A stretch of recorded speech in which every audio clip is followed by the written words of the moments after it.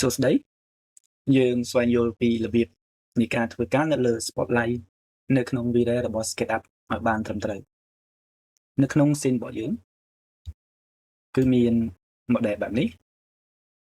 ហើយយើងបិទ sunlight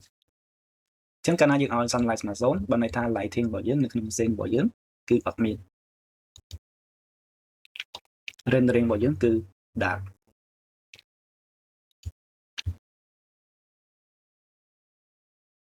step ដំបូង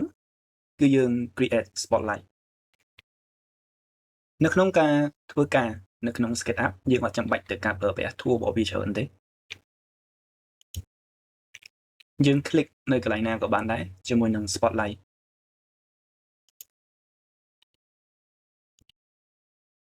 ហើយយើងប្រើតែ move tool មួយដើម្បី position ឲ្យវាអញ្ចឹងយើង snap នៅលើ spotlight របស់យើងទៅលើ object ដែលយើងចង់ position spotlight ហើយយើងកើឡើងលើជាមួយនឹង move tool នៅក្នុងករណីដែលយើងចង់ rotate ក៏យើងឈរនៅលើ move tool ដែរនៅពេលដែលយើងដាក់ move tool របស់យើងនៅលើ object របស់យើងនឹងឃើញ option នេះជាមួយនឹងលក្ខខណ្ឌនេះគឺយើងអាច rotate spotlight របស់យើងដែលវានៅចំទីតាំងរបស់វានឹងការធ្វើបែបនេះគឺវាមានលក្ខណៈសាមញ្ញហើយងាយស្រួលជាងការប្រើ rotate tool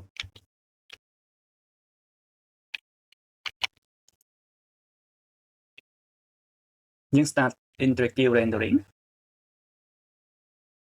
scene របស់យើងគឺមានលក្ខណៈបែបនេះ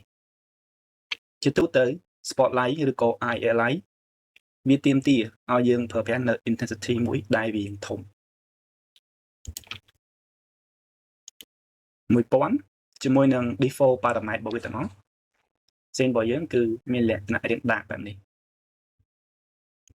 អញ្ចឹងបើយើង increase intensity របស់វា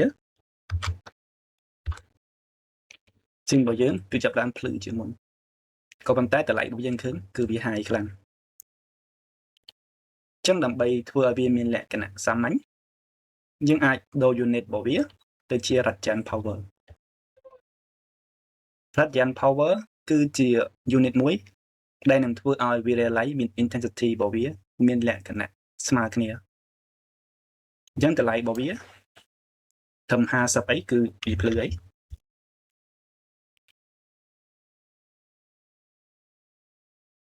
យើងចូលមកដំណាក់កាលទី2គឺការ control position របស់វានិង shape នៃ light ដែលវា affect ទៅនឹង object របស់យើងអញ្ចឹងនៅលក្ខខណ្ឌនេះយើងត្រូវដឹងថាតើយើងចង់ឲ្យ light របស់យើងចាំងទៅចំ object មួយណា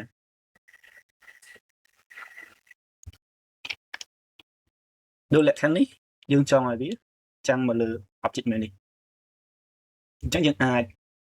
position ឲ្យវាទាបជាងហ្នឹងឬក៏ឆ្ងាយពីហ្នឹងតិចតួច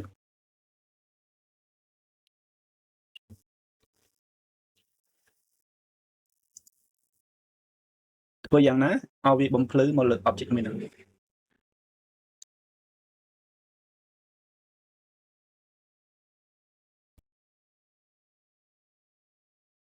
តទៅយើង OK ជាមួយនឹង location របស់វាហើយយើងចូលមកក្នុង parameter របស់វាវិញហើយយើង keep parameter 2ឲ្យវានៅលក្ខខណ្ឌធម្មតាទូទៅគឺអត់កែទេ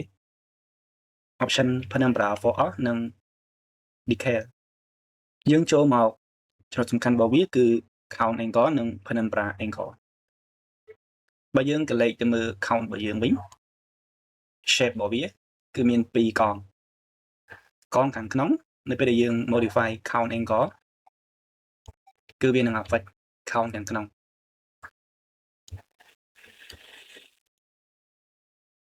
បើសិនជាយើង modify penumbra angle គឺវានឹង affect count ខាងក្រៅលក្ខខណ្ឌពីរនេះ count ខាងក្នុងគឺជា main count ខាងក្រៅនេះគឺជា second អញ្ចឹងការ start របស់យើងអាចឲ្យ penumbra angle នេះស្មើ0ឬក៏យើង keep វាធម្មតាសិន default របស់វាអញ្ចឹងយើង modify ជាមួយនឹង count angle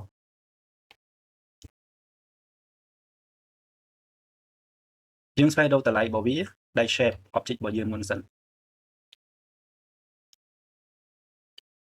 បើសិនជាយើង modify ជាមួយនឹង default របស់វាមានលក្ខណៈយ៉ាងពិបាកអញ្ចឹងអ្នកដាក់វាទៅ0ហ្មងទៅ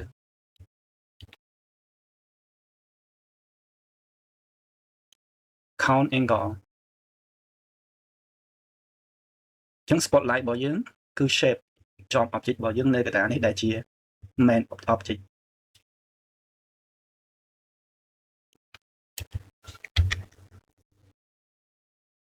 ហើយយើងចង់ឲ្យវា affect ជាមួយនឹង background គិននេះទៀតអាចនិយាយបានថា environment នៅជុំវិញហ្នឹងអញ្ចឹងយើង increase penumbra angle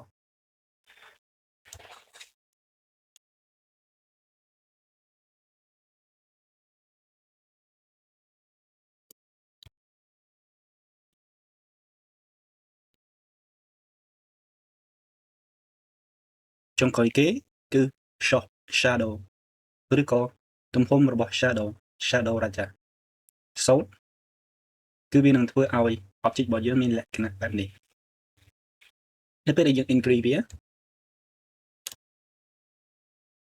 យើងនឹងឃើញ option នៅកន្លែង shadow របស់វាគឺមានលក្ខណៈ short ជាងមុន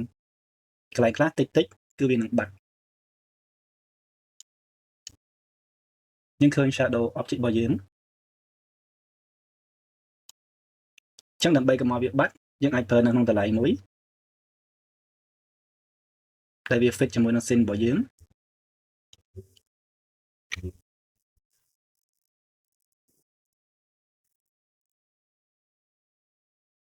យើងអាច modify បន្ថែមពេលតិចទៀតដើម្បីឲ្យវា affect ជាមួយនឹង environment នៅក្បែរនេះទៀត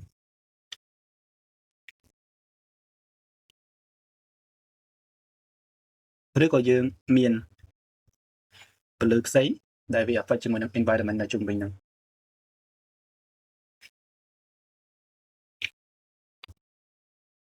ហើយ option នៅខាងក្រោមវាជា optional របស់យើងទេបើសិនជាយើងចង់ដោះនៅលើកន្លែងណាមួយ